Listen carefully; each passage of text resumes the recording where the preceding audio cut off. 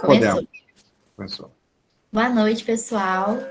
Meu nome é Letícia. Hoje eu e a Juliana, a gente está aqui como participante, né, do projeto de extensão, área de atuação do operador de direito. É o nosso 11º encontro e estamos aqui com a presença do professor Davi, que é o nosso mediador e o idealizador desse projeto, né? O professor Calegari também estava aqui, mas... Ah, tá aqui. Eu falei que eu achei que você tinha saído. E eles dois estão aí tocando à frente desse projeto, ajudando a gente a conseguir enxergar mais, né, das profissões que a gente tem no ramo do direito, depois de formados. E hoje o nosso palestrante acredito que, assim, a figura que as pessoas mais idealizam, né, quando entram no curso. É um juiz de direito. Eu até estava brincando com a Juliana, falei que a gente compartilha duas coisas, o mesmo sobrenome, que eu também sou Melo, e eu vi que o senhor fez faculdade em Friburgo, eu também sou de Friburgo. Então já tem coisas boas. E aí, só para dar um breve currículo aqui do nosso palestrante, ele é juiz de direito desde 2012, foi titular aqui da primeira vara criminal de Macaé de 2012 a 2019, e agora é titular da primeira vara criminal de Campos desde 2019. Além de ser formado em Friburgo, que eu falei, né, pela Estácio, ele é pós-graduado na Emerge também. E aí, professor Davi, quer falar mais alguma coisa? Ou já posso dar a palavra para o doutor Wycliffe? Seu microfone está desligado. Eu quero dar as boas-vindas a ele e por ele ter atendido prontamente a solicitação de colaborar com o nosso projeto e esclarecer aos nossos graduandos, especificamente na área dele, como é que se desenvolve, como se chega a essa condição de juiz, que é um concurso bem concorrido, não só no estado do Rio de Janeiro, mas no Brasil todo, que é um posicionamento da área do judiciário, que tem um atrativo muito grande dos alunos, dos concurseiros, para chegar a atuar como juiz. Então, é um privilégio a presença dele aqui e só vamos escutá-lo para que nossos graduandos possam sorver esse itinerário traçado pelo Wycliffe até chegar à magistratura. Eu agradeço o convite. Estão todos me ouvindo bem? Sim, está dando para ouvir direitinho. Agradeço. Eu agradeço o convite, fico honrado. Sempre muito especial, né, falar com estudantes e alunos aqui de Macaé, né, a cidade ainda que eu moro, né, passei um longo tempo aqui. Muitos de vocês talvez já tenham feito audiência comigo, alguns colegas podem já ter, né, sido meus estagiários.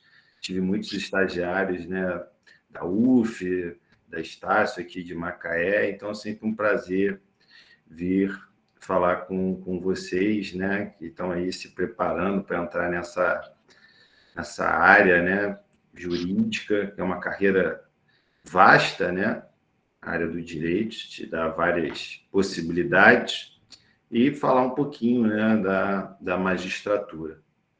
Por incrível que pareça, eu desde bem novo, já adolescente, meus amigos de infância, eu sempre falava que queria ser juiz. Acho que é aquele romantismo, né? Não sei se é porque eu sou leonino, gosto de mandar, alguma coisa assim. Mas eu sempre falava e sempre desejava a carreira da magistratura. E aí, obviamente, né, comecei a fazer a faculdade de Direito, e aí a gente vai se encantando, né? Eu falo que não estudei, né, eu estudava o básico, né, ensino fundamental, ensino médio, porque eu era muito voltado à parte da prática esportiva e tal, não tinha aquele interesse nos estudos, mas na faculdade eu realmente me apaixonei e vi que era o que eu realmente queria. Então, eu lia muito, tive uma grande sorte de ter também excelentes professores que contribuem muito, né? Nova Friburgo, na época, tinham muitos professores que, né, vieram do Rio para morar lá, né, na região serrana, fugindo do Rio. Então, eu tive professores de grande renome, o professor César Crisma, que é procurador do Estado, né, atuo muito com, né, o ex-ministro Luiz Roberto Barroso, são amigos, o defensor público Raimundo Cano, que era banca, né, da Defensoria Pública. Quem é de Friburgo conhece esses nomes, que eles estão muito aí, né? O Baruch, né, outro defensor público, um especialista em júri. Eu lembro que a gente ia assistir os júris, e tantos outros excelentes professores que eu tive em Nova Friburgo, e um deles especial, né, aqui o saudoso Ronaldo Pedrosa, que foi meu professor de processo penal, era juiz na comarca, né, uma lenda de Nova Friburgo, felizmente faleceu de uma forma muito precoce, e eu fui estagiário dele. E aí me encantei ainda mais, né, com a carreira. Ele que me fez conhecer a Emerge, e aí, quando eu estava na faculdade, né, fui estudar o que era Emerge, e falei, quero me formar e fazer Emerge, que, como eu quero a magistratura, eu acho que é o local certo, né, para aprimorar meu conhecimento e conseguir passar. E foi assim, né, com grandes professores, lia muita coisa, livros, engolia livros, e fiz uma excelente faculdade, né? Eu sempre costumo falar, né? Quem faz verdadeiramente a faculdade são os alunos, né? O resto é um apoio, né? Ter bons professores é um apoio, ter uma estrutura é um apoio, mas o grande diferencial é o aluno. E, graças a Deus, eu muito focado, então tentei, né, ganhar o máximo de conhecimento. E já saí da faculdade, já tinha passado para a prova da Emerge, né, que tem uma prova de ingresso, e lá eu me ambientei muito bem, porque realmente é um curso, né, voltado para a magistratura. Você faz estágio com juízes, com desembargadores, você está dentro do Tribunal de Justiça, então você vê a rotina. Então, para quem quer a carreira da magistratura, mesmo magistratura federal, eu acho que não tem uma escola melhor. Muitos colegas meus passaram para outros concursos, para a magistratura federal, mas é de uma excelência muito grande, né? É muito cobrado e realmente faz um diferencial na época do concurso. Então, foi mais ou menos esse meu panorama de vida, né? Da faculdade, eu fiquei muito entusiasmado com o direito, aquilo me encantou, porque, né, o direito, diferente às vezes de outras áreas, né? Você só tem contato mesmo quando entra na faculdade, né? E são matérias que a gente não vê no ensino, né, regular, né? Ensino médio, e é na faculdade que você realmente tem, né, tem o contato, e aí sim você tem como dizer, né, se você sente aquele amor ou não, né? A gente vê muitos alunos que às vezes desistem, e realmente, porque não tem aquela adequação. Mas eu lembro que eu estudava muito, e com prazer, não era aquela coisa forçada, né? Por curiosidade. Eu também costumo falar sempre com meus estagiários, com quem está estudando, que você diferencia o aluno, o estudante de concurso, pela curiosidade, né? Ele tem uma vontade de aprender, de conhecer o novo, a novidade, e você vê que não é maçante, né? Às vezes a gente fica horas lendo, estudando, e aquilo passa, o tempo voa, e não foi cansativo, né? A curiosidade, eu acho que é essencial, principalmente para a área do direito, e você ler, querer aprender, e eu tinha essas características, então eu, né, li muito, perguntava muito, não faltava aula, estava sempre tirando dúvidas com meus professores, era um chatinho. E assim eu consegui. E aí fui para a Emerge, e aí é uma disciplina ainda que te exige mais ainda, né? E assim que eu estava me formando na Emerge, em 2011, né? Colei grau em dezembro de 2011, e já em julho de 2012 já estava já estava ingressando na magistratura. Então, foi tudo bem encaixadinho na minha vida, né? Com 26 para 27 anos, já estava passando na magistratura. E eu acho que foi por isso, já por ter essa vontade e ter me apaixonado realmente na faculdade, ter visto que era o que eu queria. Então, eu falo que eu não sofria, eu estudava bastante, mas com prazer. Assim, lembrando aqui da época do estudo, do concurso, da EMERG, a gente ficava às vezes o dia inteiro na biblioteca, mas eu não me sentia cansado, estressado com aquilo, né? Para mim era prazeroso, né, aprender e ter aulas. Eu estudava na parte noturna, e eu lembro que eu ficava o dia inteiro na biblioteca, aí às 6 horas eu ia assistir a aula empolgado para discutir com o professor a matéria daquele dia, e eu acho que essa leveza faz totalmente a diferença. Mas eu quero também, como eu gosto sempre de ter perguntas, tá? Fiquem à vontade, porque às vezes a gente vai falando, vai aguçando a curiosidade de vocês, mas a gente não sabe quais são as dúvidas, né? Quais são as interrogações, então podem provocar, podem interromper, e fiquem à vontade. E aí, passei na magistratura, né? Novo ainda,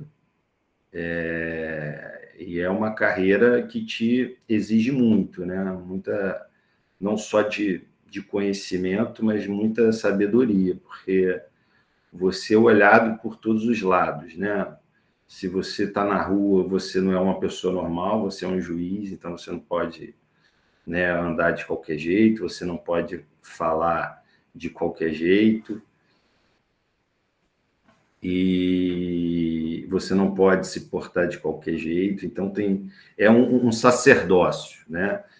Então você já tem esse impacto quando ingressa na magistratura, né? Porque a sua vida externa efetivamente faz parte, né, da carreira, e isso está até previsto na LOMAN, né?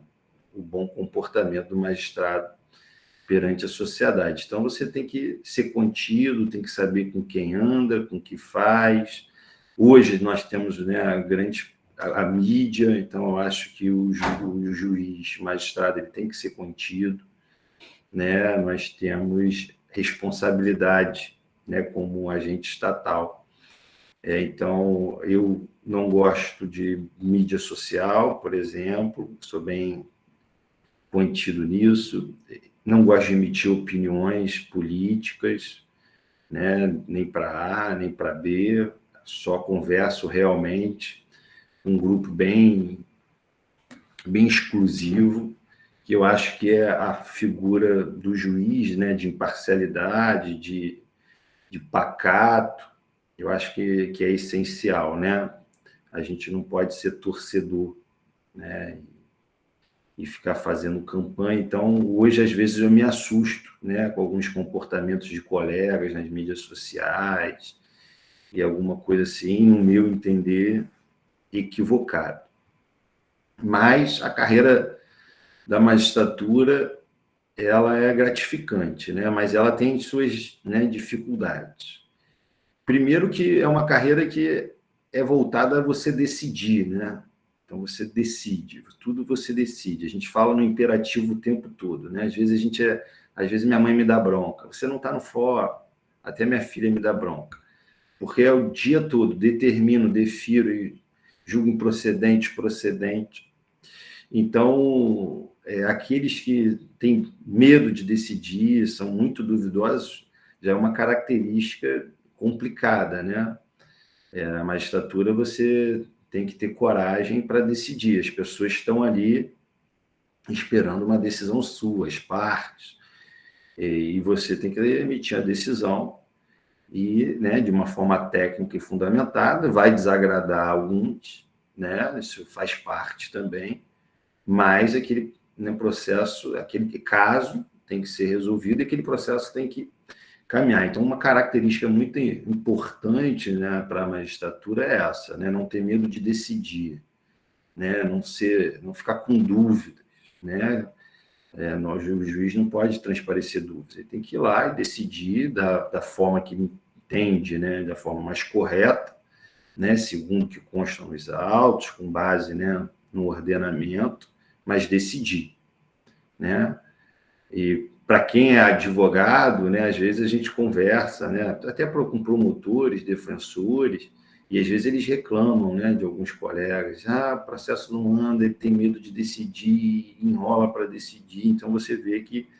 E às vezes advogados falam, eu prefiro um improcedente rápido, porque aí eu tenho o direito de recorrer, do que, né, um processo demorado que o juiz não decide. Então, o juiz tem que decidir. Então, essa é uma característica essencial, né? Já falei duas, né?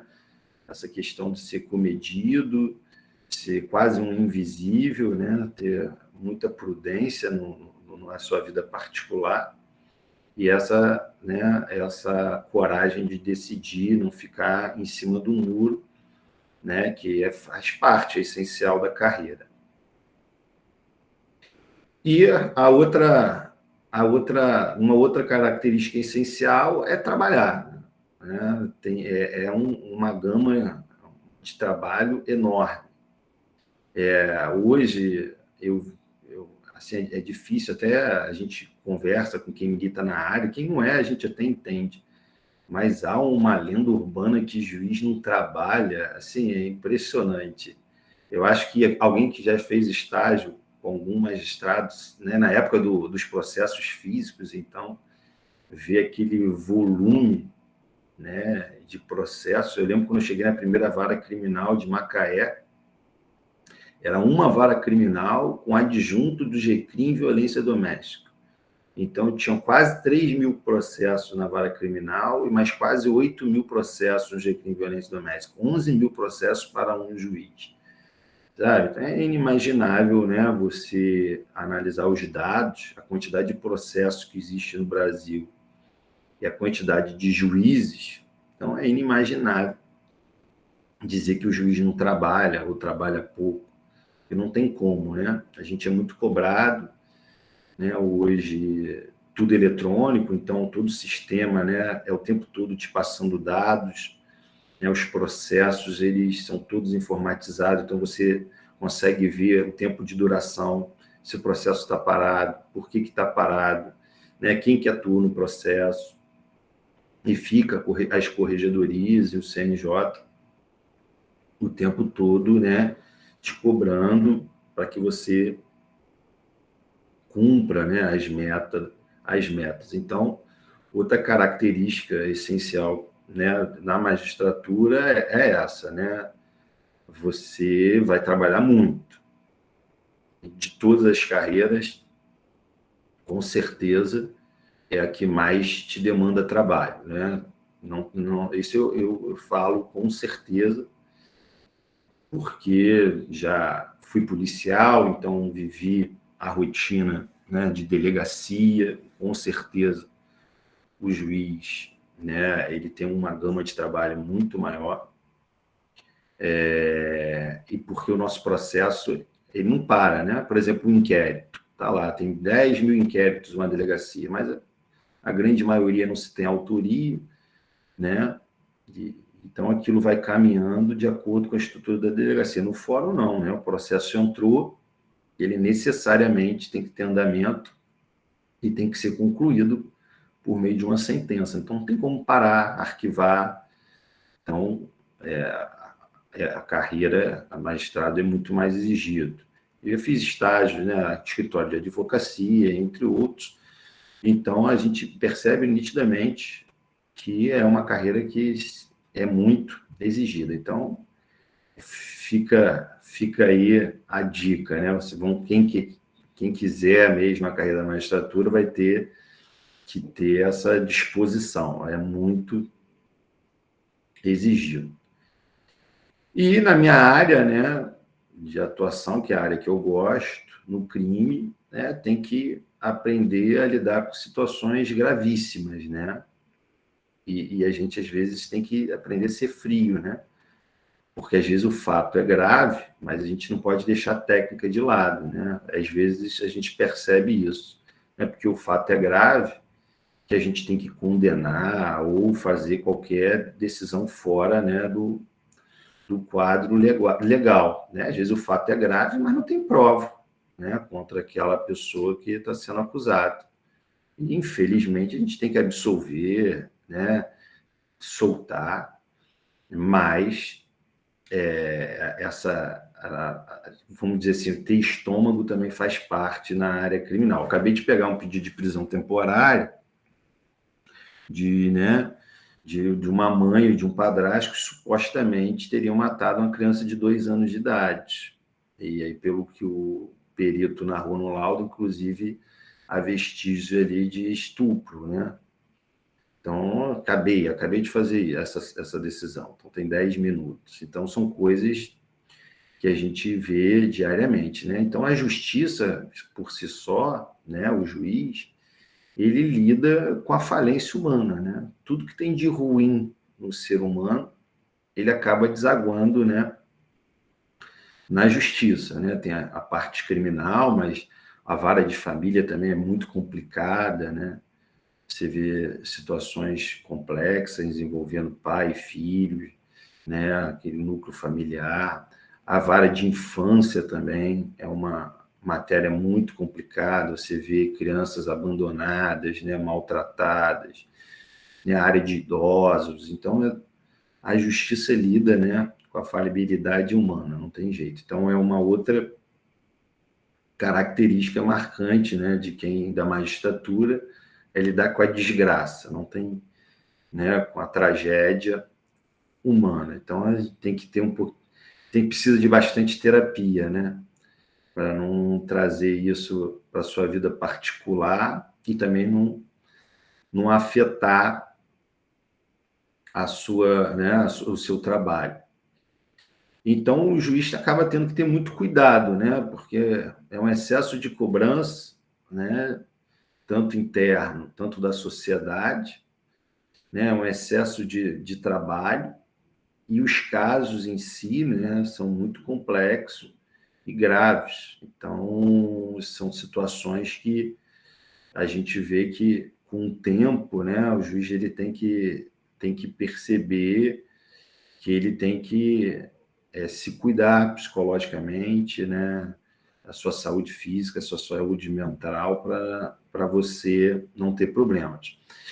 Não é uma coisa muito divulgada, assim, até mesmo dentro do Poder Judiciário, mas dizem que há um alto indício de juízes alcoólatras, né? E essa poderia ser uma característica decorrente né, dessa situação que o juiz vive diariamente, né, de cansaço, excesso de trabalho, excesso de cobrança e essa coisa de lidar com casos muito, muito graves. Então, a gente tem que se preocupar. Os tribunais não têm essa visão, uma coisa muito embrionária, as associações né, dos juízes que ainda falam alguma coisa, mas ainda não tem essa visão de cuidar, né, da mente, da saúde física e mental do juiz, de perceber essas situações. É uma coisa que se tem que evoluir dentro, né, dos tribunais, dentro do Poder Judiciário, esse cuidado com o juiz. Então, esse é um panorama geral da carreira, né? Tanto desde a época que eu fiz faculdade, quando ingressei, e aí eu queria perguntar, né, abrir para vocês fazerem perguntas, que a gente vai em questões pontuais na curiosidade de vocês, que aí eu acho que fica mais dinâmico. Até o professor Davi, se tiver alguma curiosidade. Doutor, acabei de fazer uma pergunta aqui no chat, que você tinha falado sobre a Emerge, e que lá tem estágio com juiz, desembargador e tudo mais, né? Sim. Aí eu queria saber como que funciona, né, esse tipo de estágio, se é a própria Emerge que te direciona para algum gabinete, alguma coisa assim. Faz parte da grade curricular o estágio. Então, você tem que fazer estágio com juízes criminais ou desembargadores criminais e juízes cíveis, né? Então, no máximo, você pode ficar 1 ano, né, em cada serventia. E eu fiz criminal, fiz na vara civil e fiz na fazenda pública, né? Foi o que eu escolhi, né? Eu fiz criminal com a colega Maria Tereza Donati, uma juíza criminal muito antiga lá no Rio de Janeiro. Acho que ela era a 21ª vara criminal do Rio.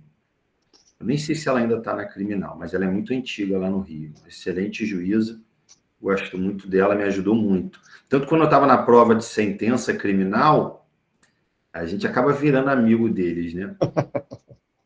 Aí eu fui lá, corri lá, falei, doutora, estou na prova de sentença criminal, me dá umas sentenças para fazer. Aí eu falo que o aluno da EMERGE tem um diferencial, né? Eu estudei para a prova de sentença penal fazendo sentença de verdade, fazendo as minutas. Aí eu entregava para ela, ela corrigia junto comigo, tinha que ter visto isso, olha a dosimetria aqui, o tribunal entende que é assim, tal. E fiz a vara civil, foi na 51ª com o Félix, também um excelente juiz, cara, muito gente boa, e fiz a fazenda pública com o doutor Luiz, que hoje já é até Luiz Oliveira Marques, já é até desembargador.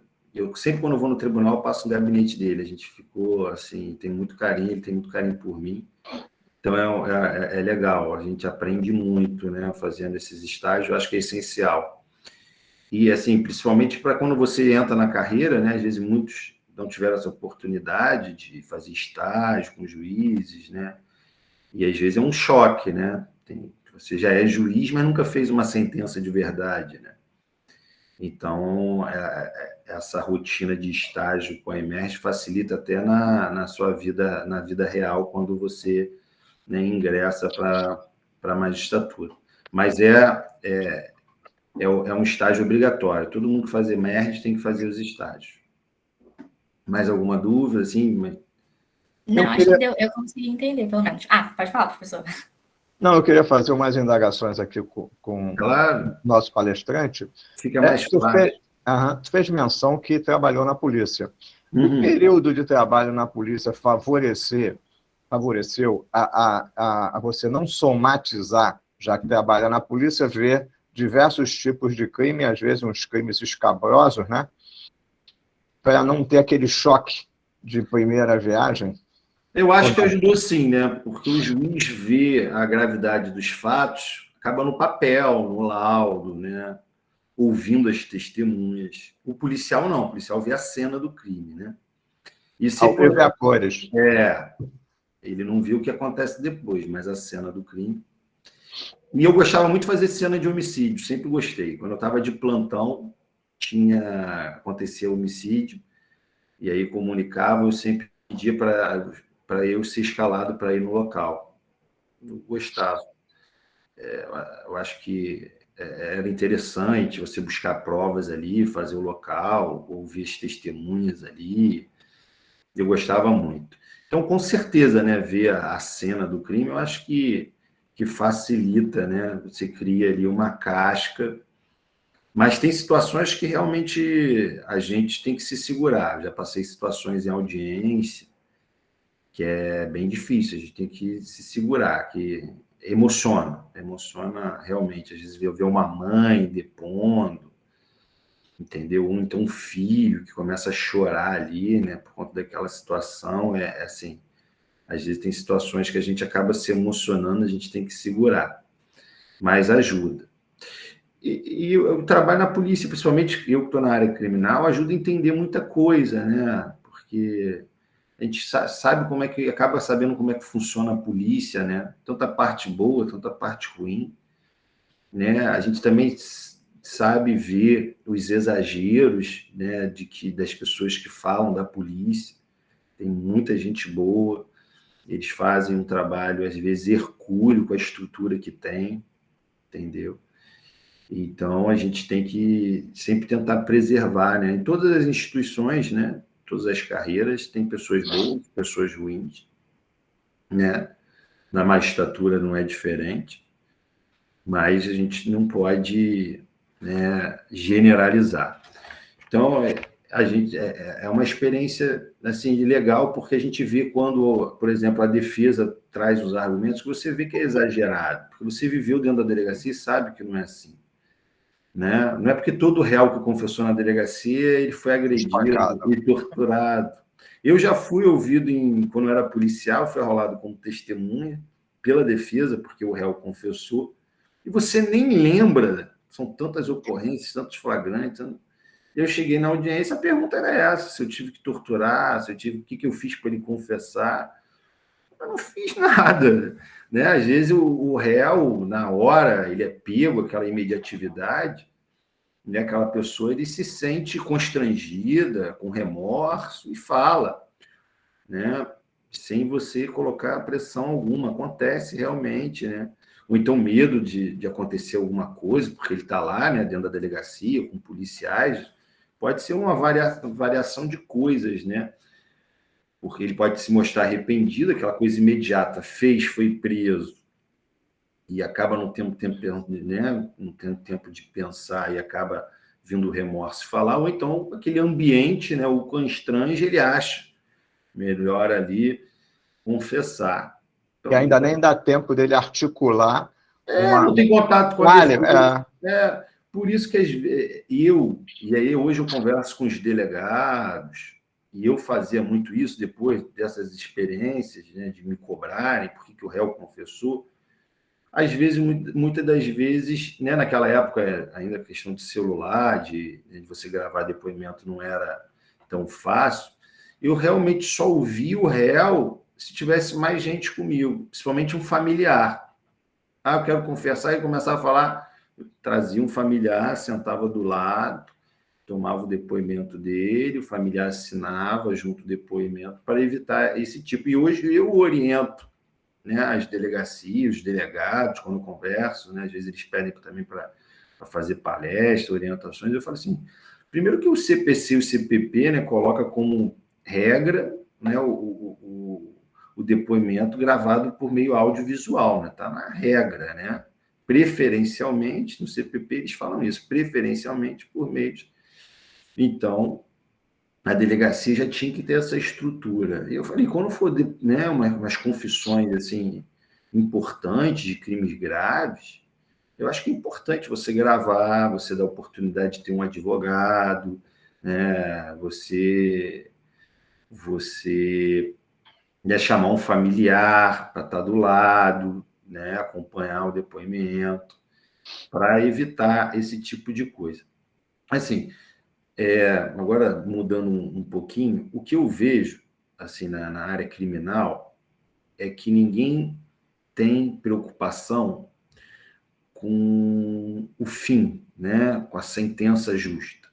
O policial militar chega ali no local do crime, ele quer fazer aquele registro e ir embora. O policial civil está com aquele inquérito ali, ele quer relatar, quer informar, quer que aquilo... Ninguém tem a preocupação se aquilo vai gerar uma sentença condenatória ou não. Eu acho que falta muito isso para o policial no Brasil, até por falta de instrução, estrutura, não é maldade.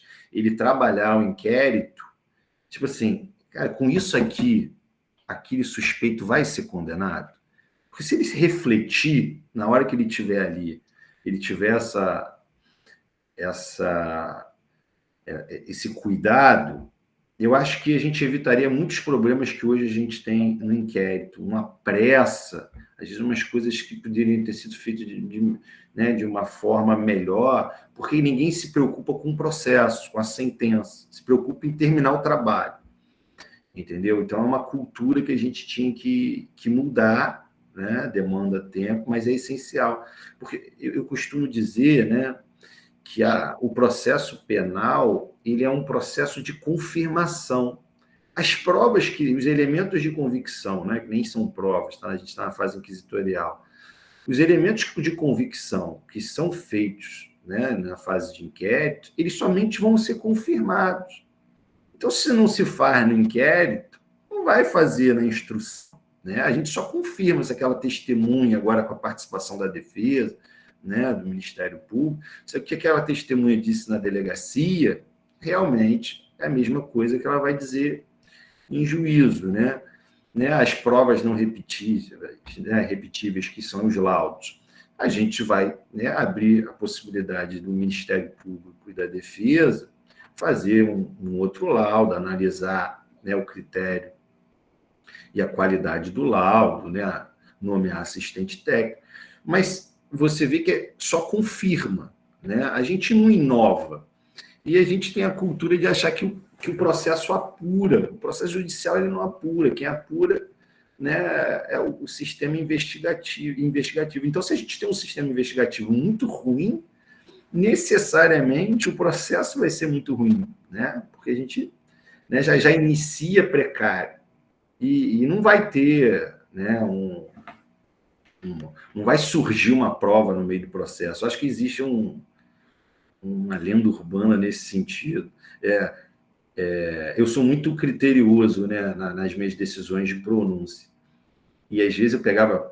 Hoje já está mudando, mas às vezes eu pegava promotor e falei, doutor, mas não tem elemento nenhum para levar para júri.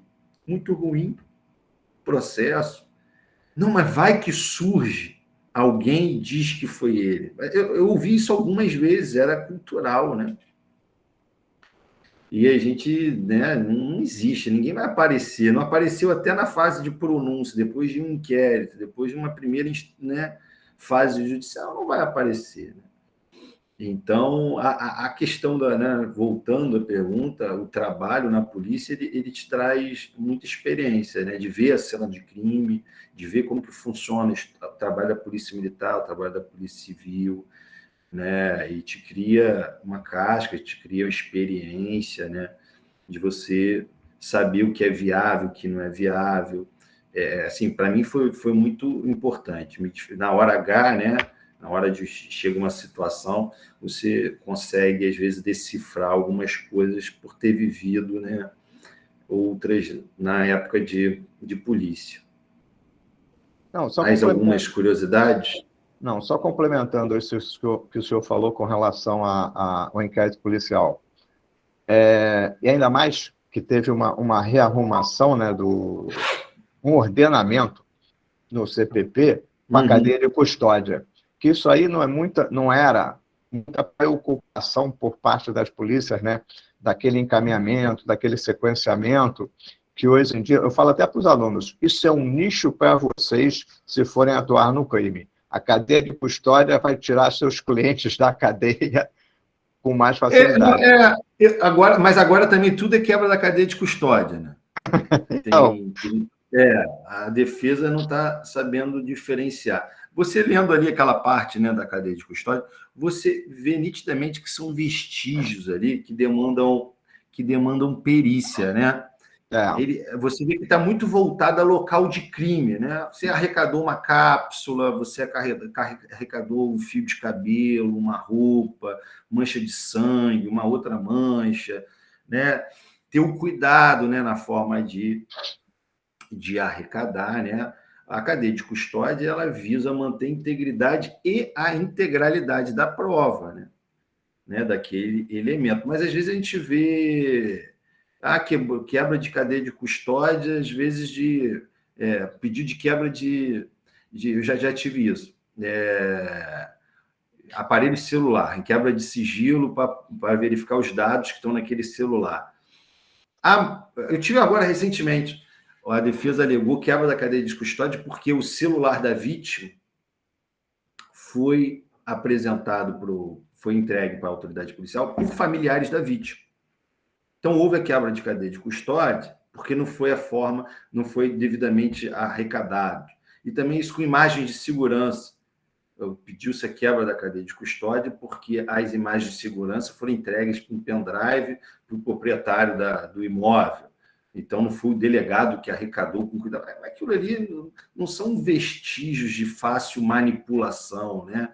São imagens. E aí a defesa depois vai poder saber, né, constatar, feita a perícia, se aquilo foi editado, não foi, se aqueles dados, né, inseridos, que foram extraídos do celular, foram de algum modo. Não é a forma de entregar o celular ou as imagens de segurança que violam a cadeia de custódia. Então, agora virou realmente isso. Eu recebo pedido de nulidade por cadeia de custódia o tempo todo. Mas nem sempre é assim, vamos dizer, técnico. E há pouco tempo também saiu uma jurisprudência do STJ, que a simples quebra da cadeia de custódia, ou seja, a forma de arrecadar, né, de fazer todo o encaminhamento, aquelas etapas necessárias até chegar ao lado pericial, a simples quebra, ela não nulifica a prova, né?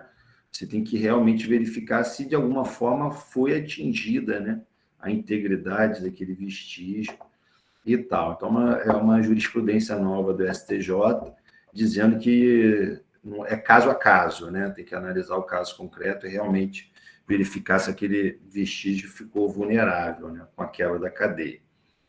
Mas a cadeia de custódia trouxe mais responsabilidade para os policiais, sim. Mas é bom, né? A gente tem que ter uma polícia mais técnica, né? Eu acho que é isso que eu estava falando antes.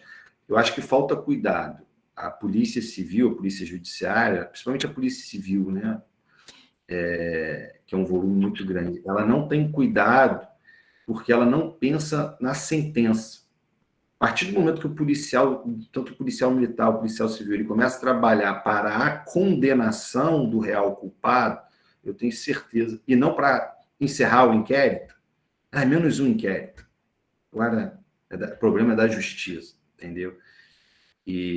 Mas é por isso que mais uma coisa que eu lamento aqui no Brasil é que a polícia judiciária, ela não tem contato com o Ministério Público, né? É uma coisa muito isolada. Isso faz muita falta. A gente vê muito, né, principalmente no Law and Order, né, aquele seriado americano, né, que eu gosto muito, acho que todo mundo já assistiu. Você vê que o promotor, ele vai na delegacia discutir o caso com os policiais que estão ali investigando. E ele fala, ó, com esses elementos aqui não dá para eu denunciar, né? Por quê? Porque ele traz a preocupação para os policiais de que isso aqui não vai gerar uma condenação. Então não vamos perder tempo, vamos, né, buscar mais. Falta esse. Eu fui policial, eu nunca vi um promotor dentro de uma delegacia.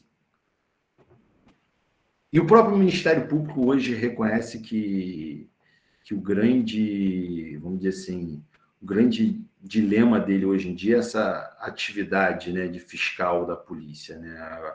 Eles não conseguiram implementar um modelo, né, de orientação, de fiscalização, de uma atuação conjunta. Não conseguem. Ainda a gente está bem precário nisso.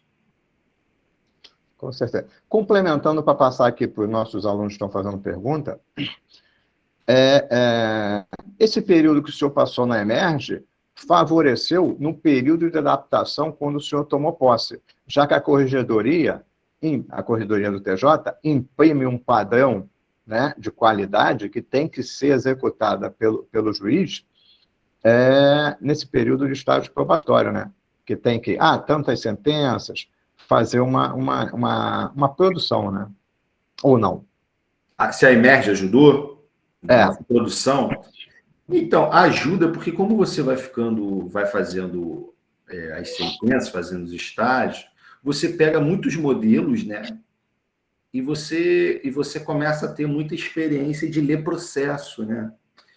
Eu leio um processo, às vezes eu leio uma linha, eu já entendo o processo todo, eu digo isso, né?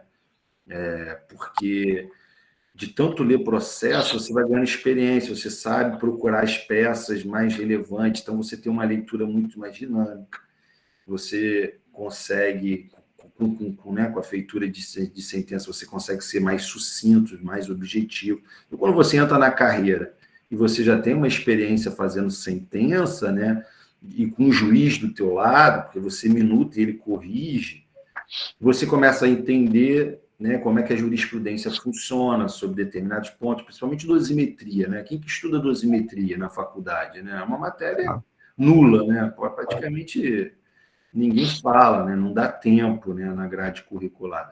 Então, realmente, o diferencial da Emerge é essa, porque eles, né, têm a parte, né, de teoria, né, que é essencial para você passar nas provas, mas eles também te inserem na parte prática, né, dos estágios, de você ficar lá dentro do tribunal. Quantas vezes ia ter um júri, né, famoso, que estava na mídia, a gente ia lá assistir, né?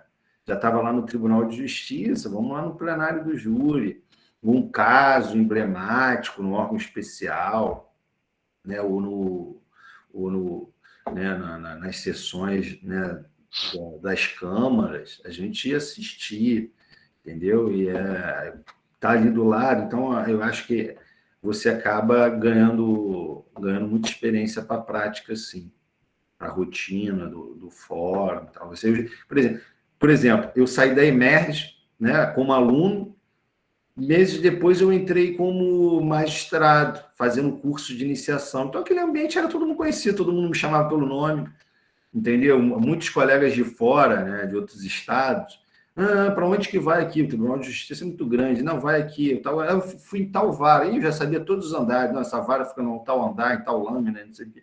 Não, são coisas que a Emerge te dá, né? Para a magistratura, eu acho que faz totalmente a diferença. E a gente não vê isso em outros cursos, né? Por exemplo, a Amperge fez o DPERJ. Ninguém faz, né, estágio com um promotor de justiça ou com um defensor público, né? Eu acho que só emerge mesmo que te dá essa possibilidade de você ver a prática da carreira que você está, né, vislumbrando. Certo. Professor Calegari, depois vamos passar para os alunos. Só um minutinho, pessoal. Calegari. Davi, pode deixar os alunos primeiro, depois eu faço uma pergunta. Tá joia. Juliana, pode conduzir, por gentileza. Tem uma pergunta aqui do Carlos Alexandre, que é a seguinte: o senhor poderia me informar se a aparência física importa no concurso para juiz? Um exemplo: sou menino, pinto as unhas de preto. Em síntese, por ser uma questão delicada, presumo que pode haver uma não aceitação. Aí o Aquiles complementou: tatuagem. Acho que tatuagem hoje está bem aceito, né? Todo mundo, eu não tenho tatuagem, mas acho que todo mundo hoje tem tatuagem. Assim, a carreira da magistratura, né, o Poder Judiciário, é mais formal, né, necessariamente, vamos dizer, mais tradicional. Mas eu tenho visto assim, muitos colegas, por exemplo, me disseram, tem outros colegas homossexuais e, né, fizeram a prova, passaram. Eu acho que nesse último concurso, o colega estava com seu companheiro, e eu acho que ele foi o primeiro colocado. Assim, então, são coisas que hoje em dia estão se naturalizando dentro da carreira. Eu não vejo já porque está com unha pintada de preto e vai ser excluído da carreira, não tenho visto isso, não. Tem passado pessoas assim, né, que antigamente talvez pudesse, mas eu acho que não teria essa dificuldade, não, de reprovar por conta de uma unha. Eu não vejo isso. Eu acho que a magistratura evoluiu muito nesse aspecto, né, de pensamento. Então, são opções pessoais da pessoa, né? Não acho que não ofende a carreira, né, por conta de uma coisa ou de outra. Ele vai ser juiz de unha, sem unha, tanto como qualquer outro. Acho que essa questão do preconceito tem... pelo menos aqui, assim, eu estou falando mais do Tribunal de Justiça do Rio, né? E aqui no Rio a gente também tem um contato maior, né? A gente tem uma liberdade maior, né? As pessoas, né, de escolherem ali fazerem as suas opções de qualquer estilo de vida, né? No Rio a gente tem, né, juiz roqueiro, juiz surfista, tem todos os tipos, né, que às vezes há 50 anos atrás a gente não fosse conseguir. Então, não vejo, eu acho que ele pode ir com unha preta tranquilamente, fazer as provas, que vai passar, se tiver que passar realmente, pelo seu conteúdo, não pela, né, pela sua forma de vestir, de se trajar. Eu acho que a gente evoluiu bem. Vejo muito, vamos dizer assim, colegas que são, vamos colocar assim, mais modernos. Cabelão, tatuagem, brinco, tem vários. Não tem. Acho que o Tribunal de Justiça tem no Rio, é bem mesclado. Interessante até. A pergunta é interessante, mas aí me fez lembrar de vários colegas, e ninguém nunca me disse que sofreu uma discriminação, preconceito. Não tem.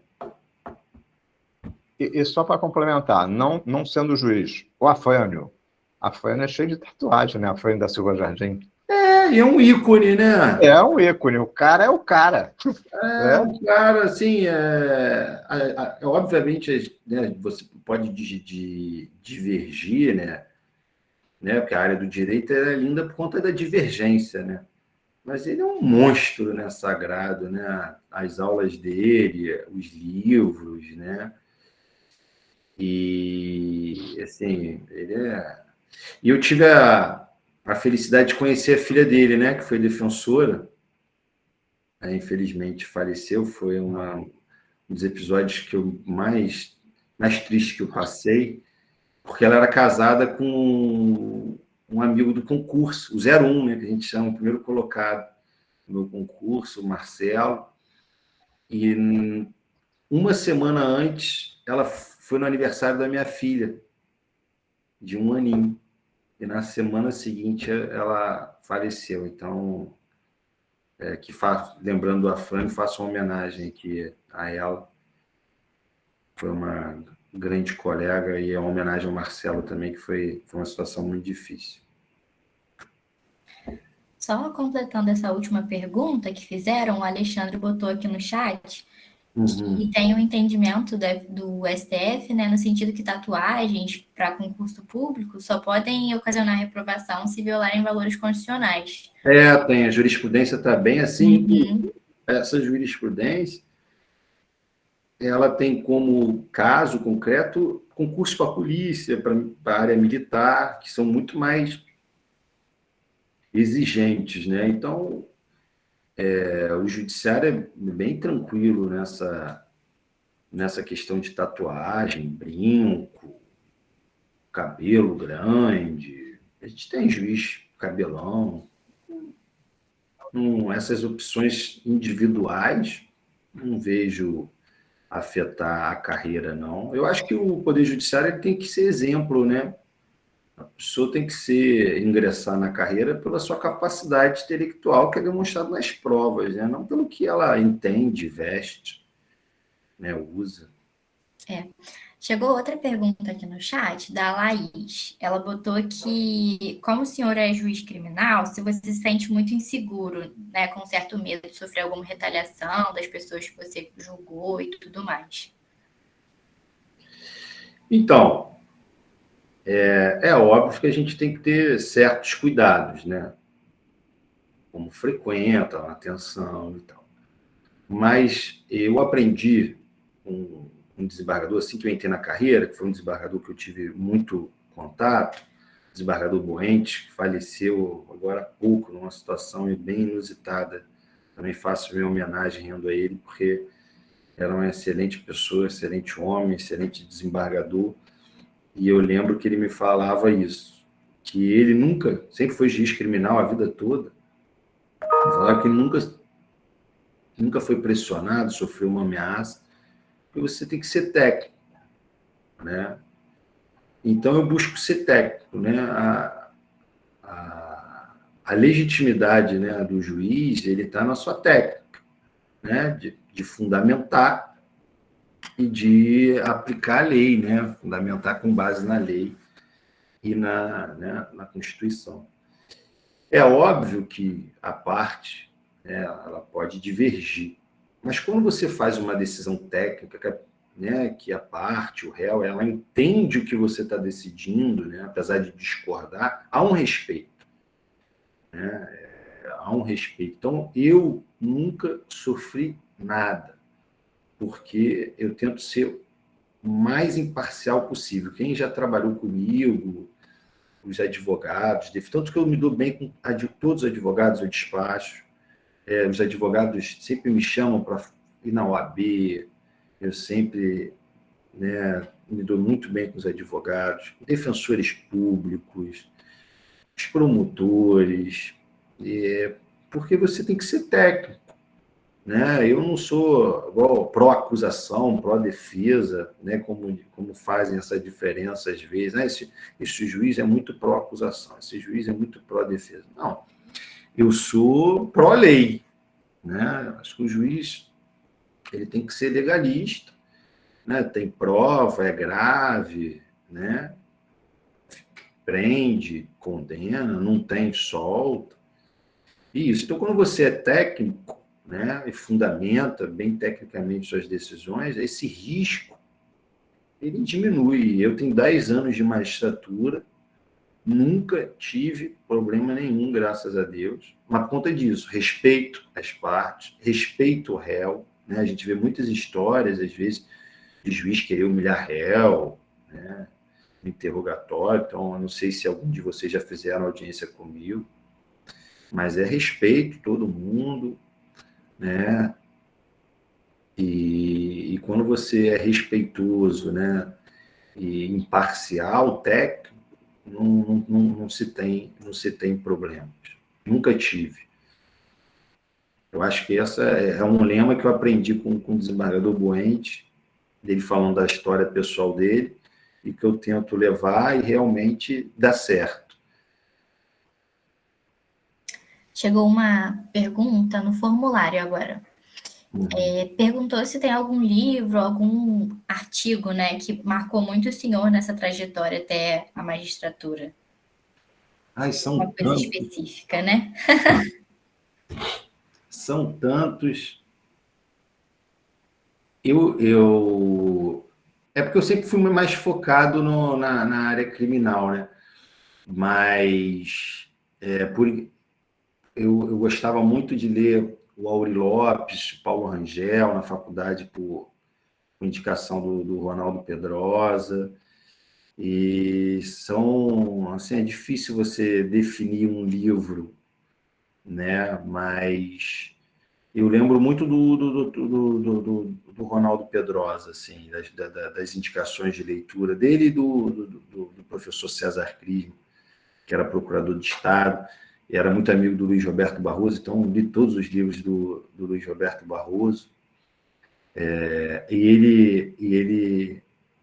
E quando o ministro Gilmar Mendes estava lançando aquele livro, aí ele chegou para mim: você tem que comprar esse livro e ler.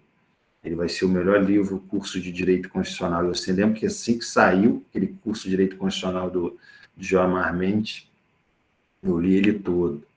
Então, são coisas de lembrança, mais por indicação das pessoas do que pela literatura, assim. Eu lembro muito... São dois professores que ficaram na minha mente, né? O doutor Ronaldo Pedrosa e o doutor César Crismo. Então, aí essa coisa dele vir, né? O professor Davi deve perceber isso, né? Aqueles alunos curiosos, né? Que sempre perguntam e tal. E aí, sempre quando você vê alguma coisa diferente, você acaba lembrando do aluno, né, do professor? E esse aqui, eu acho que esse livro aqui, eu vou indicar para o aluno tal. Eu acho que eu tinha muito isso, que eu sempre perturbava eles lá fazendo perguntas, assistindo a aula e tal. Aí eles chegavam com algumas indicações. Mais ou menos isso. A Laís fez outra pergunta. Como é lidar com um caso extremo, como esse que o senhor trouxe da criança que foi assassinada? Se o julgamento prévio e particular é um fator importante. Nós temos que ser imparciais, né? O juiz é imparcial. É óbvio que nós não somos uns extraterrestres que a nossa emoção, né, não fica afastada quando a gente veste a toga. Isso não existe, né? Mas aí que eu falo, a gente tem que sempre buscar técnica, né? E por isso que a fundamentação ela é a parte mais importante da atuação jurisdicional. É fundamental. Não é eu acho. Às vezes eu vejo uns argumentos assim tão vagos, né? Hoje a gente está vivendo essa parte principiológica, né? A lei está escrito isso, mas pelo princípio da razoabilidade, como é que você concretiza o princípio da razoabilidade? Tem 10 mil filósofos do direito tentando discutir isso. O que é justiça? Né? Até hoje a filosofia tenta discutir isso. Então é muito complicado. Então a gente tem que lidar com dados mais concretos, né? É o quê? Prova e a lei. Então, dando um exemplo do caso de hoje, fui analisar um inquérito, o fato é gravíssimo, mas eu não posso olhar só a narrativa dinâmica do fato. Eu entendi o que aconteceu, agora eu vou analisar as provas. E aí ele tinha o depoimento da médica que desconfiou, né, quando foi atender a criança, que viu que o relato da mãe e do padrasto de tombo não seria coerente com os sinais, né, que a criança tinha. E aí depois o perito legista confirmou isso, inclusive disse que tinha sinais de agressões mais antigas, ou seja, que dava a entender que a criança vinha sendo violentada há algum tempo, descobriu-se a violência sexual, tinha sinais de violência sexual, e ouviu-se também a professora da creche, que disse que no dia de ontem a criança não aparentava nenhum machucado, nada, né? Então, que realmente aquelas lesões aconteceram na madrugada, né? Depois que a criança saiu da escola. Então, fundamentei com base nisso, né? E decretei a prisão. Então, a fundamentação em dados concretos é que evitam a paixão, né? Esses discursos apaixonados que a gente tem visto muito, né? Infelizmente, a gente tem visto o judiciário se envolver em questões de torcida, né? E até a nossa cúpula aí nos traz aqui embaixo muita dificuldade, né? Porque o juiz não pode ter partido, o juiz não pode ter político de estimação, né? O juiz não pode ter clubismo, né? O juiz tem que ser juiz, imparcial em tudo, né? Então, na minha visão é isso. Como não deixar a emoção afetar? Fundamentar em bases concretas, né? De uma forma, né, clara, firme e objetiva. E aí, sem essas divagações, né? Eu não gosto, né? Quando começa um texto na primeira pessoa, ou então quando vem eu entendo, para mim acabou. Aquilo ali não é uma decisão, aquilo ali é um artigo, né? O juiz não entende. O juiz ele tem que aplicar a lei. A lei diz isso. Então, é assim que eu entendo que a gente acaba se afastando, né, um pouquinho da emoção, das ideologias. Todo mundo tem, né? O juiz não está alheio a isso, né? A ter ideologia, a ter crença, né? A ter sentimento. Mas é a fundamentação que resolve essas questões. Tem outra pergunta aqui do Carlos Alexandre, que é: a magistratura ela é dividida em categorias ou ela é ampla na função, como sendo juiz penal, criminal, trabalhista, etc. A carreira é una, né? Isso a gente falando do juiz de direito, né? Tem juiz federal, juiz trabalhista, né? E o juiz de direito, que é o juiz do Estado. Mas a carreira é una. Você não faz uma carreira para juiz criminal. Você ingressa como juiz de direito do Poder Judiciário do Estado. Então, você pode exercer qualquer função. Aí dentro, né, já juiz, você vai concorrer às varas, né? Você pode ganhar uma vara de família, uma vara civil, uma vara de fazenda pública, é um concurso interno, uma vara criminal, um juizado especial, entendeu? Mas todos nós somos iguais, passamos pelo mesmo crivo, né? Somos juízes de direito. E aí você vai, né, fazendo a sua carreira de acordo com as remoções e, né, com os editais de remoção e promoção que vão surgindo, né? Aí você concorre, até de antiguidade de merecimento, e aí Você vê muita gente que era do cível, hoje está no crime, quem era do crime está no cível, isso acontece. É a movimentação interna da carreira. É uma pergunta minha agora também, que eu tenho um pouco de dúvida em relação a essa coisa da titularidade mesmo. Porque quando vocês entram pelo concurso, entram como substituto, né? E Sim. aí, qual é o caminho, assim, até conseguir uma titularidade? Primeiro vocês vão para aquelas varas que não tem ninguém, não é? Mais ou menos isso. E depois vocês conseguem uma que mais gostam, não é? Não sei, Sim, bem é novo. mais ou menos assim. Entra como juiz substituto, né? E o tribunal, né, vai colocando os juízes substitutos naquelas unidades que precisam, né? Estou com juízes vagos, o juiz está de férias, né? Ou está afastado por algum outro motivo, ou às vezes até para auxiliar um outro juiz, porque aquela vara está com problema. Então, o tribunal faz essa movimentação. E aí, com o andar da carreira, ou seja, acabaram de ser aprovados agora 50 novos juízes, né? Eles estão no curso de iniciação, ficam lá rodando na capital. Em regra, o nosso curso de iniciação, de manhã, são palestras, né? Mais para a área prática, para o juiz novo conhecer a estrutura do tribunal e outras coisas assim. E à tarde, ele vai auxiliar algum juiz, né? Então, eles são nomeados, ficam um mês na vara de família, um mês na fazenda pública, um mês na criminal, um mês no juizado, auxiliando um outro juiz, né, mais experiente, para ele ganhando aquela experiência da prática. E depois, né, feito ali uns 5 meses de cursiação, eles vão para o estado todo. Então, daqui a pouco eles vão surgir um monte de juiz novo lá na área em Campos, um monte de vara vaga por ali. São Francisco da Bapuana, São João da Barra, e ficam. A administração fica usando os juízes substitutos, né, para preencher essas lacunas. E agora está aberto outro concurso da magistratura. E aí, quando esse concurso, né, novo que está aí por vir, ingressar, aí abre-se um edital de remoção, né? E aí o colega concorre. Eu quero ser juiz no interior. Eu quero tentar uma vara mais perto da capital, da Baixada. E aí vai movimentando. A carreira da magistratura, e as carreiras em geral, elas se movimentam no decorrer de quando os novos colegas vão entrando, entendeu? É mais ou menos assim. No início você fica, né, se movimentando ali de acordo com as necessidades do tribunal, e com a vinda de novos juízes, você vai abrindo editais de remoção e aí você consegue ir titularizando aí nas varas que estão vagas, né? No interior do estado ou ali na região metropolitana, Baixada, capital.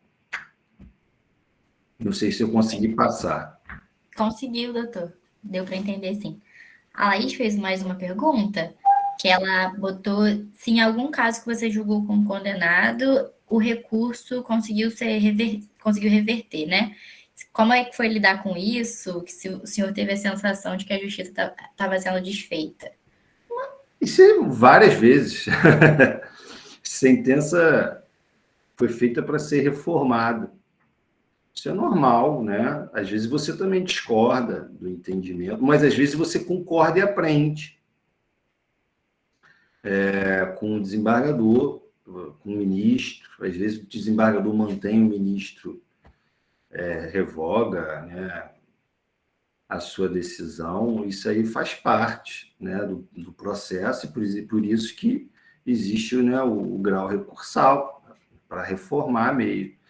Então, tem situações que você aprende, né?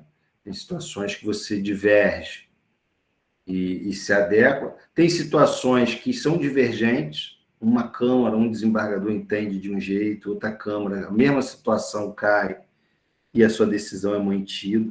Por exemplo, eu tive um júri agora, raro eu ter um júri anulado, muito raro. E eu tive um júri agora anulado, foi a seguinte situação. O Ministério Público, no dia do júri, pediu para substituir uma testemunha. Era um delegado que ele não podia comparecer, ele já não era mais lotado aqui no estado, na cidade, estava afastado, alguma coisa assim.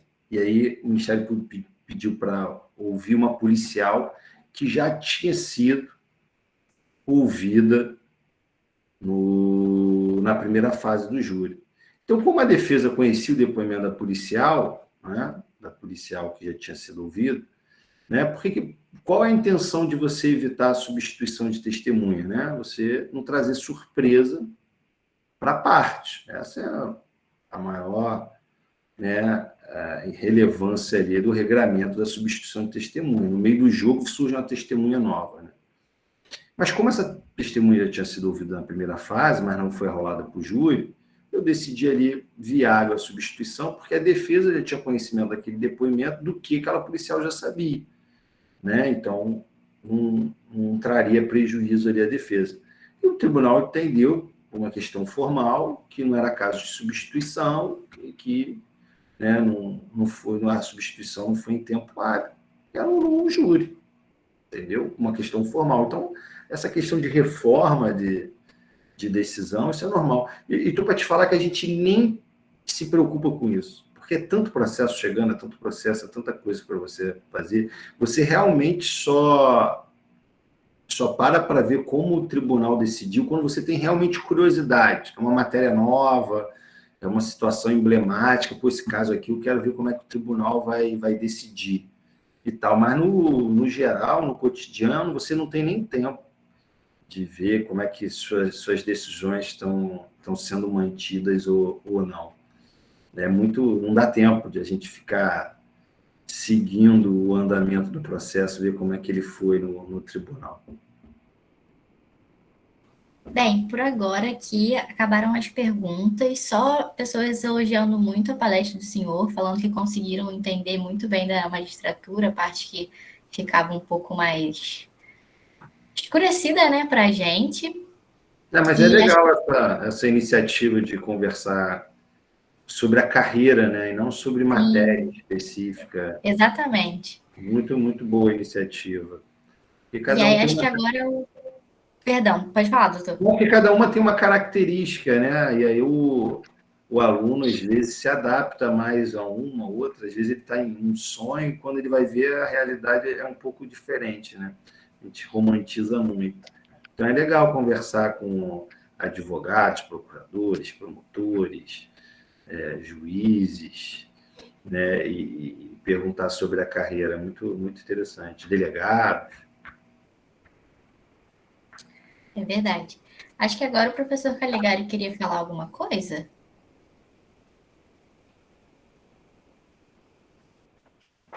Assim, é bem rápido. Eu cumprimentar o doutor Wycliffe, né? Sim. Pela sua participação, pelo aprendizado que a gente está tendo aqui nessa noite. E uma coisa muito interessante, e aí é um comentário, já uma indagação também, é que a especialização do trabalho, essa divisão social do trabalho, inclusive no trabalho judicial e não judiciário, ele coloca essas compartimentações que, principalmente na área criminal, é muito sensível, onde você vê a parte e não vê o todo, né? Nós preparamos aí uma atividade em outro projeto sobre a obscuridade, contradição e omissão nas peças processuais. Porque se pensa muitas vezes no embargo de declaração da sentença do juiz, e lá imputa de obscuridade, contradição e omissão, quando muitas vezes essa obscuridade, contradição está lá na peça inicial, na defesa, não é? E nem sempre dá para o juiz sanear tudo, até para manter essa equidistância, imparcialidade, a condução do processo, processos muito complexos, e vai desaguar na sentença. Então, isso foi objeto da minha tese de doutorado, e que é analisar o processo como uma unidade comunicativa. E eu tenho refletido com os alunos, e nós estamos trabalhando aí nas disciplinas, uma análise processual, uma hermenêutica do processo. Veja que se a gente tiver, e eu estou pensando nisso como uma disciplina optativa, na faculdade, um contato com o processo, com uma unidade textual, em que cada coautor colabora com o juiz na prolação da sentença, né? Isso está previsto até no novo CPC, né? Sim, essa questão da colaboração, da o Cuiabá quer lealdade. tocar isso na área criminal, mas se a gente pegar o processo como uma unidade comunicativa, né? Nós temos ali um dever, a coparticipação, a colaboração, porque cada coautor no processo está redigindo uma parte final da sentença. O juiz ele vai amarrar todos aqueles argumentos e narrativas e vai tirar uma conclusão, né, com fundamento legal, constitucional e normativo. Mas ele é adstrito e na congruência com o que já foi colocado no processo, e para não ter decisão surpresa, ele não vai inovar na sentença, né? Então, a gente pensar na faculdade não somente o ensino do processo como uma dogmática processual, mas entender o Código de Processo como uma gramática que tem uma ordem de atos a serem praticados por determinados atores que vão redigir o conteúdo, que vai ser o conteúdo que vai integrar a sentença. A sentença não sai do nada, como o senhor bem colocou. Com certeza, né? O processo é dialético. Né? Nós, como juízes, a gente vai absorvendo as informações, né, que são inseridas no processo para depois concluirmos, né? A parte tem um dever de convencer, né? De alegar e convencer. Mas eu costumo resumir o que o professor falou, facilite a vida do juiz, né? Eu tenho muito contato com advogados e tal, da família, às vezes pede, o que você acha desse caso, assim, em abstrato e tal, eu estou com um caso assim e tal. Aí vai dar uma lida na petição, não sei o que lá. Aí eu falei assim, você está pensando em você, mas você não está pensando no juiz, né? A parte tem que pensar no outro, né? Até por dever de lealdade. Então, mas falta isso, às vezes até uma questão científica, né? O professor falou que está fazendo doutorado nesse... Mas é importante você ver o outro lado, né? Facilitar a vida do outro lado, principalmente do juiz, né? De ser claro. Por exemplo, quando o novo CPC veio e trouxe a determinação que o juiz tem que analisar cada argumento da parte, né? É óbvio que, né, de uma forma gramatical, você vai desenvolvendo ali seus argumentos. Mas eu sempre falava para os advogados, antes dos pedidos finais, coloca um item dos argumentos a serem apreciados pelo magistrado, pelo juízo. Eu pontuaria de uma forma sucinta, princípio tal, o artigo tal. Entendeu? Ele fez lá, narrou os fatos, fez a narrativa, né, da fundamentação jurídica, né, de forma eloquente, né, porque discorreu. Mas no finalzinho, antes dos pedidos, bota lá o que ele quer que o juiz aborde. Facilitou a vida do juiz.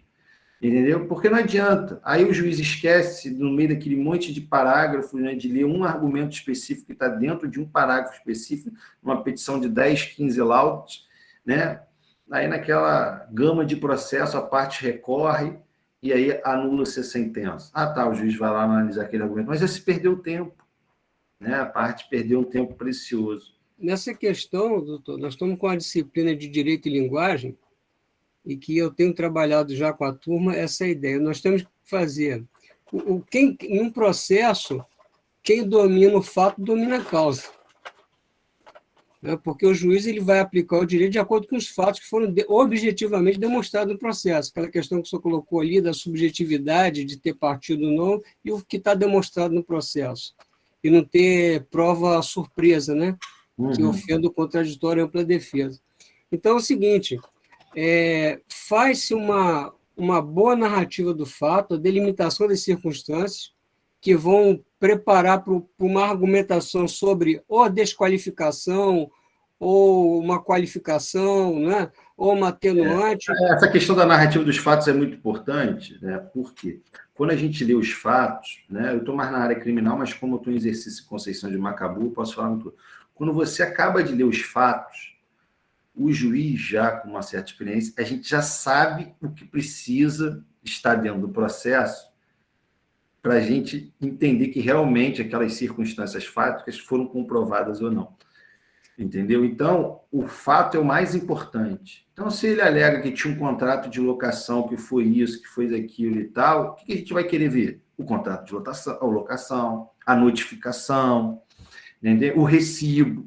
Não adianta, né, a parte num processo de dívida ficar discorrendo, pagou. Tá bom, mas e o recibo do pagamento, né, que pagou? Então, existe até aquela coisa de bastidor de que quando a petição é muito grande, quer dizer que o direito não deve ser tão bom para aquela parte. E realmente existe aí. A gente olha com com mais desconfiança. Uma petição de 50, 60 laudas, para que isso tudo, né? Não é numa questão tão complexa assim que demande tanta fundamentação. Então, a questão da linguagem, né, a filosofia da linguagem, né, a linguagem ela é essencial, né, para a gente ser entendido, né, nos fazer entender e possibilitar, né, a gente passar a nossa visão. E às vezes a gente peca muito nisso, né, na faculdade, né,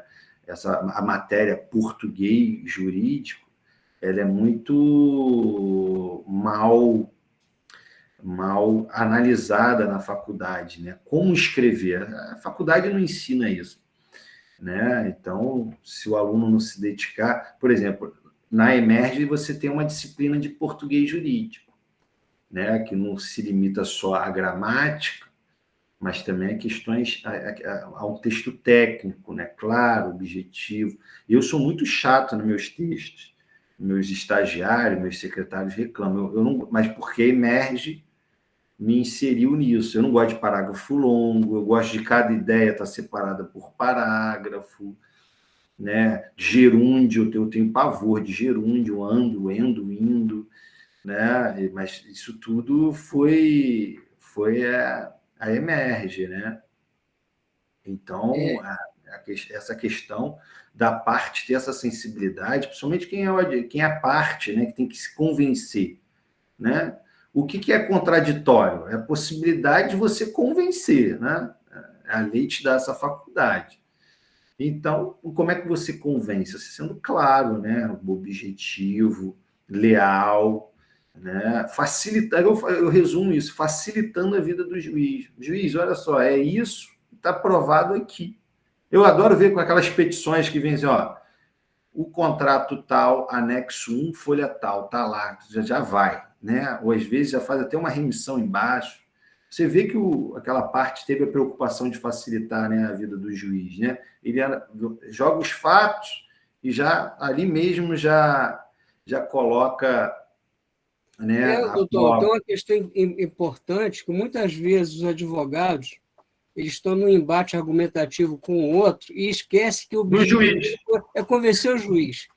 Então, essa alteridade é importante, o reconhecimento é importante, e uma outra coisa, que pouco se fala, eu tenho trabalhado isso com os alunos, processo não é só a linguagem no sentido de saber usar o verbo, é processo de comunicação, e a comunicação deve ser eficiente. Talvez, na linguagem jurídica, é o que mais se deve aplicar o ótimo de Pareto.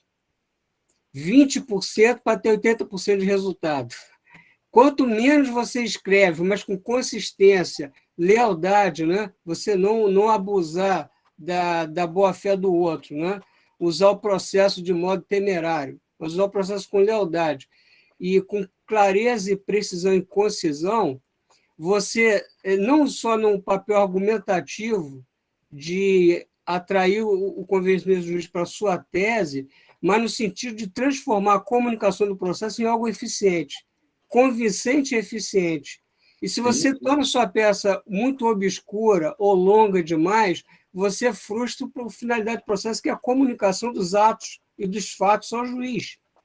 Não, e dificulta sim. A gente vê nitidamente, tem coisas que a gente não consegue entender, né? E, por outro lado, a gente vê também petições excelentes. Você vê ali nitidamente que o advogado quis facilitar a vida do juiz. E hoje, com o processo, né, digital, você já vai, tem um laudo, tem a prova. quando a parte está falando daquela prova especificamente, ele já vai recorta a parte importante da prova que está falando e coloca já no corpo do texto, né? Aquela prova que consta dos autos, ele coloca no corpo do texto e, né? E aí traz seu argumento sobre aquele elemento de prova. Né? A testemunha tal disse isso, e aí valora aquele elemento de prova. Então, ele faz um cotejo, né, da sua argumentação com o que já tem, né, nos autos. Isso facilita, porque o juiz não precisa ler o argumento e ir lá na outra folha para ver lá o laudo pericial, né, ou a peça documental e tal. Então, quando o advogado ele percebe, tem essa sensibilidade, né, que ele está ali para facilitar a vida do juiz, né, facilitar a vida do juiz no sentido de convencer, né, ele da sua pretensão, que foi deduzida, isso aí facilita muito, né? Porque às vezes eu vejo que tem advogado que escreve mais para o cliente do que para o juiz. Olha a peça ali, pô, que peça linda, meu advogado. Mas aqui ele não vai ter efeito nenhum para o juiz, né? Então, essa é uma visão que não se passa, né? E a gente tem que mudar essa cultura. Da mesma forma, né, que eu acho que o juiz ele deve, né, ser técnico e fundamentar de forma clara suas decisões para a parte entender, né, porque a gente sabe e houve reclamações, né, de parte, de advogado e tal, mas eu não entendi o que o juiz decidiu. Né? Isso acontece, né?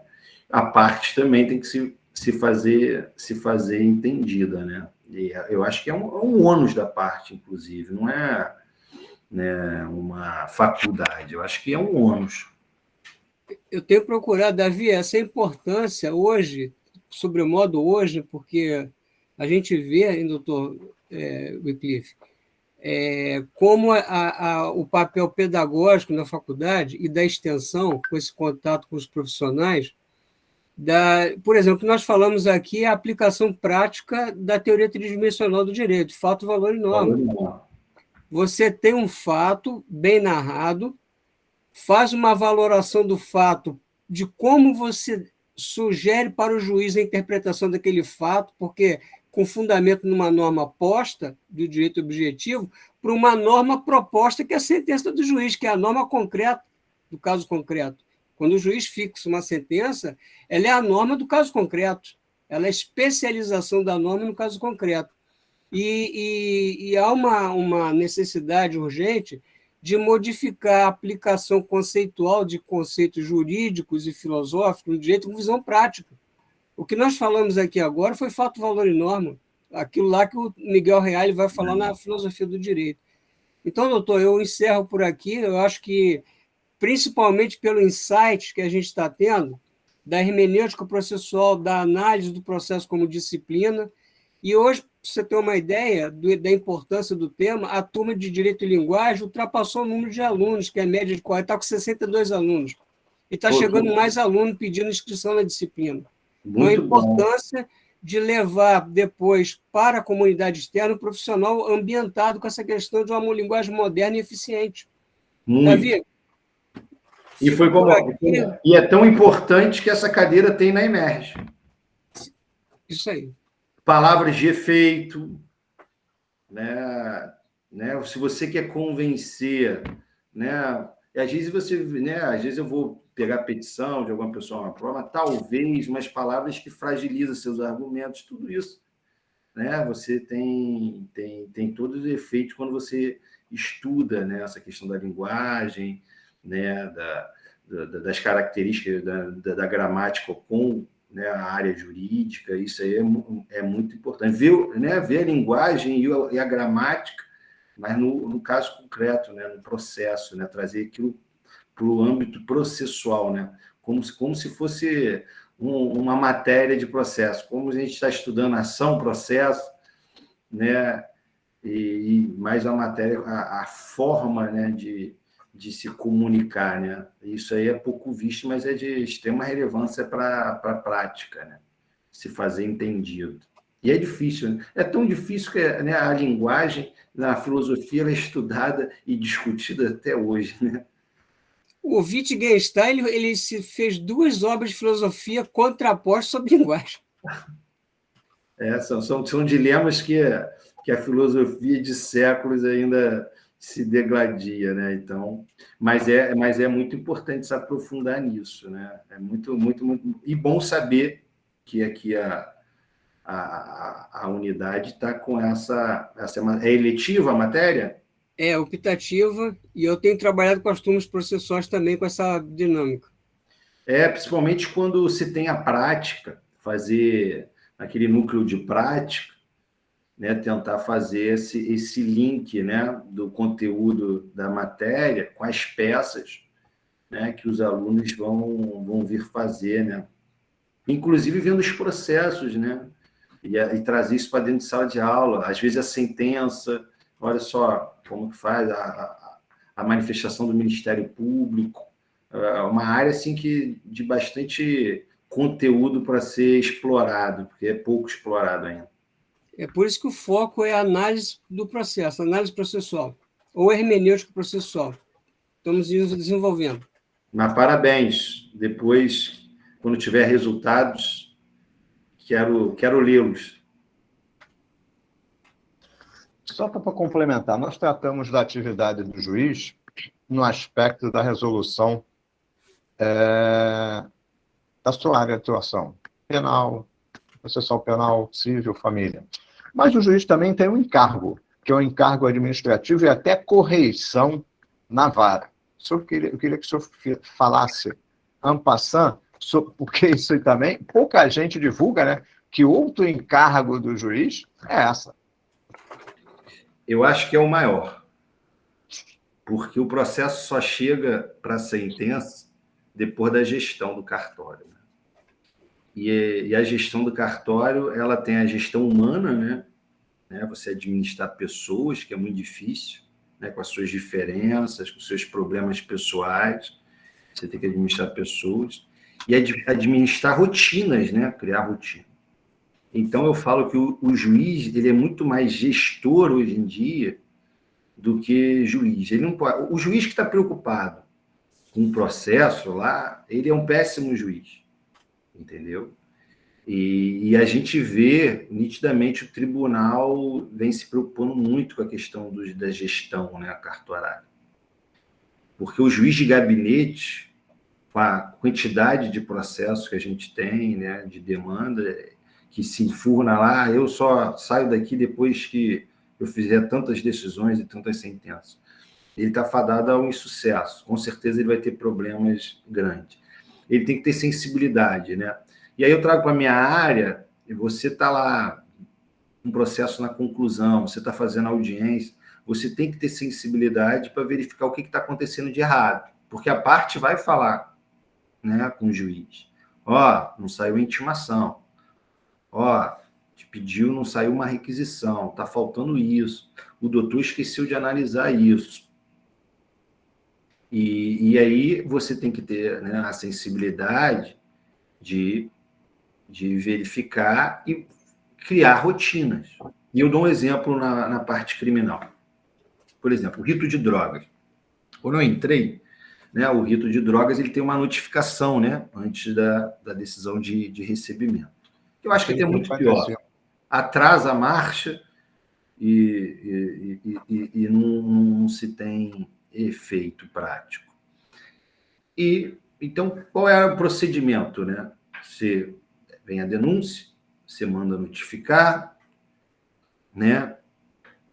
Aí vem a notificação, vai para a defesa, apresenta a resposta, vem para o juiz para analisar o recebimento da denúncia.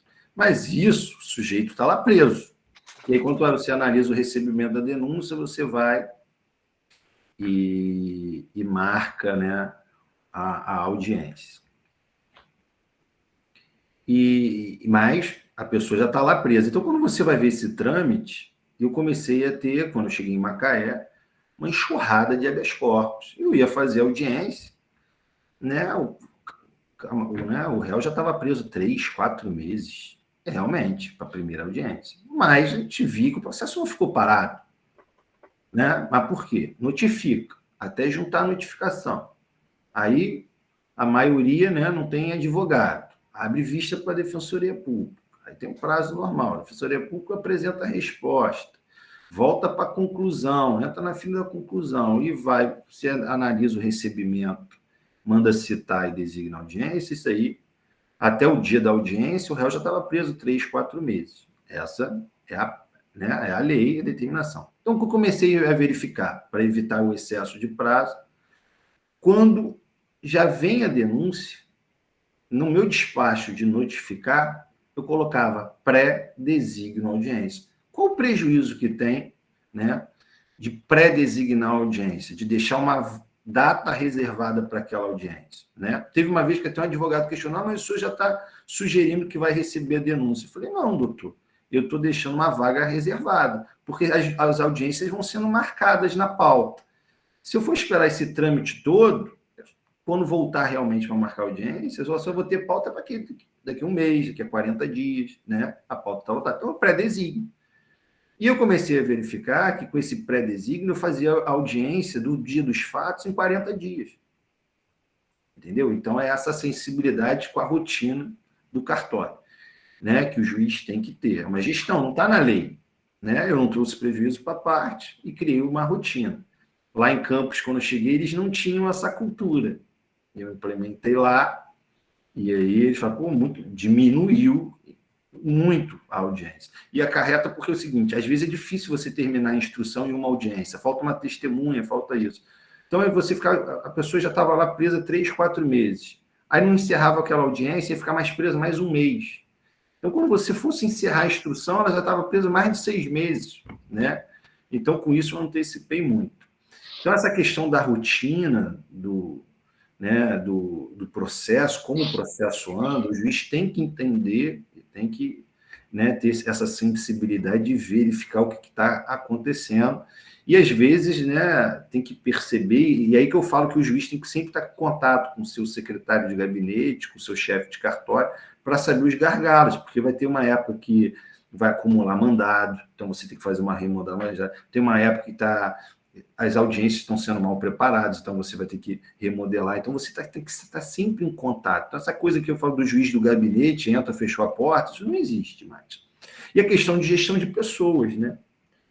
Você tem que entender a vida pessoal daquele servidor, né? Se aquele servidor está gerando problemas, se não está, né? Não pode fechar as portas. Por que aquele servidor diminuiu a produção? Né? Hoje, o sistema informatizado, ele diz a produção do servidor. Então, você tem que ficar atento a isso tudo. Isso toma tempo. Né?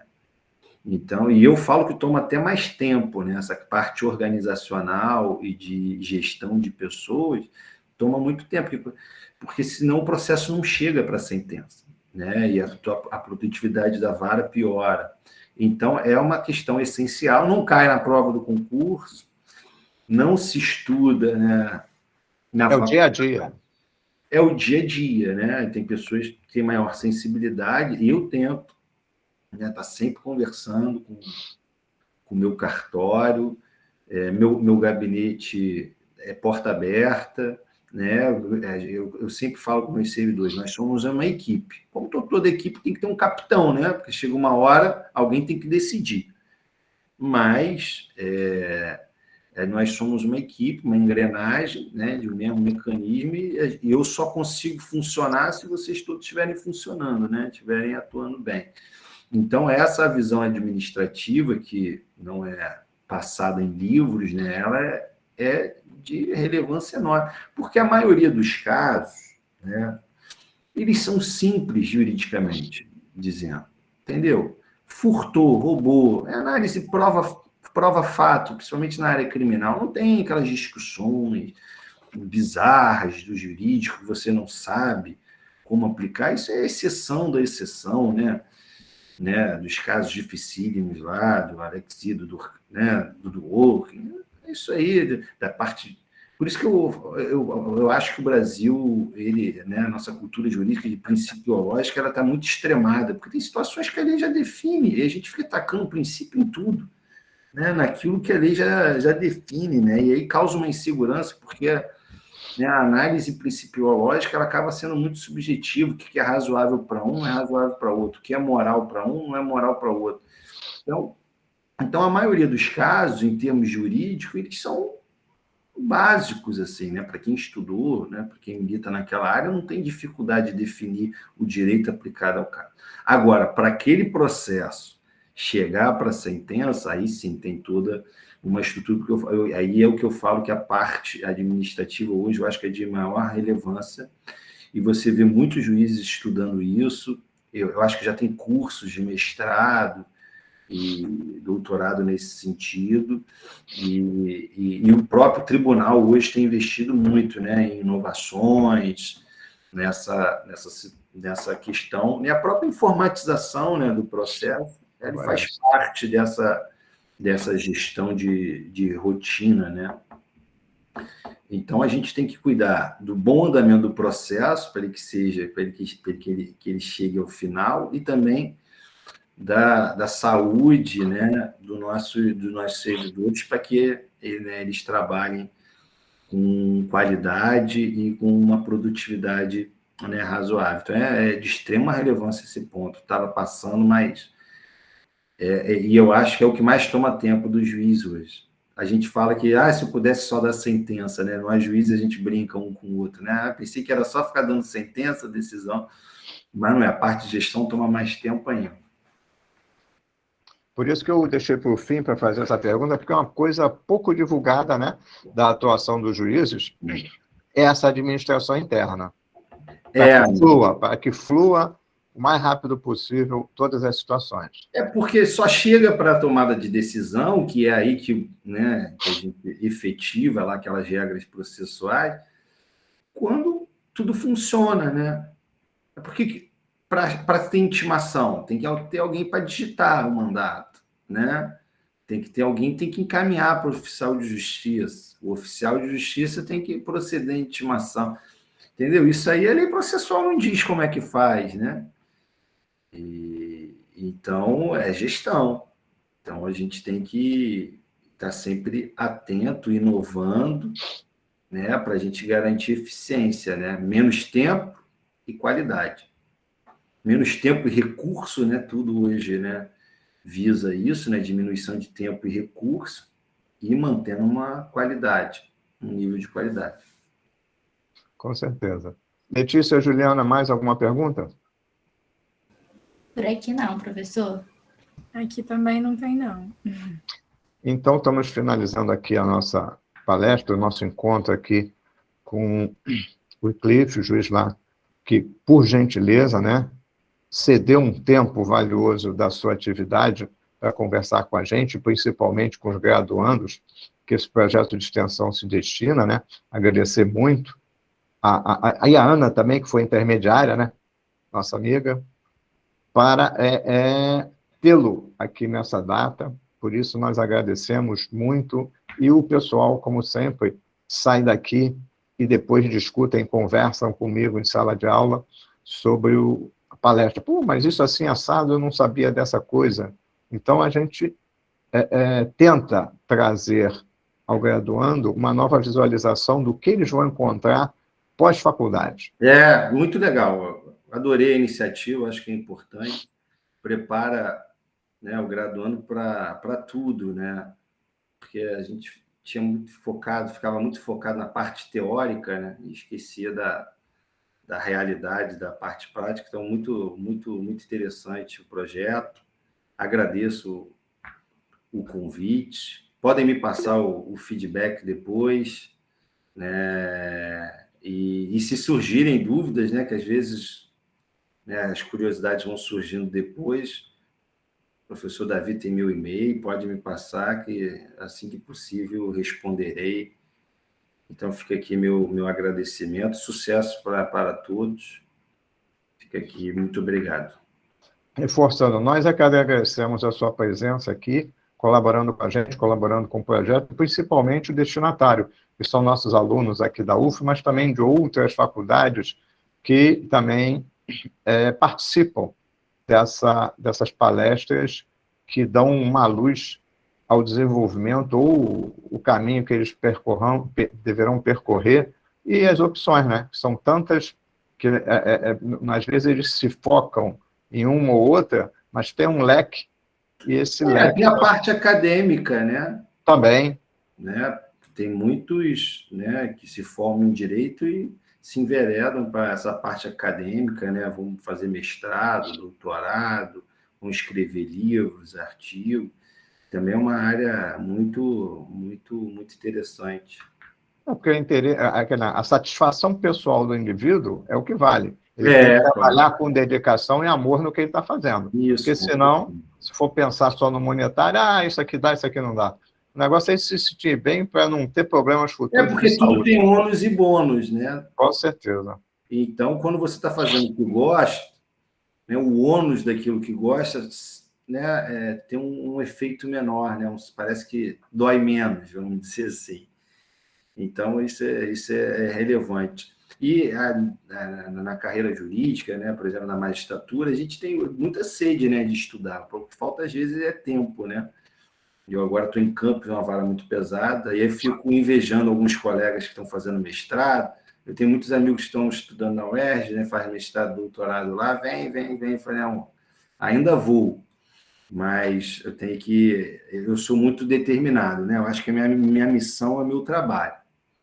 Né? Então, como eu escolhi a magistratura, como sacerdócio, então acho que ela é prioridade. Quando tiver, né, a carreira vai progredindo, a gente vai, né, pegando umas unidades que nos dá mais tempo, com certeza também vou tentar voltar à área acadêmica que eu gosto muito de ler. Nós temos uma praxe aqui, que é tirar foto. Então, as meninas Letícia e Juliana, elas vão tirar as fotos e logo em seguida teremos o nosso encerramento. Eu vou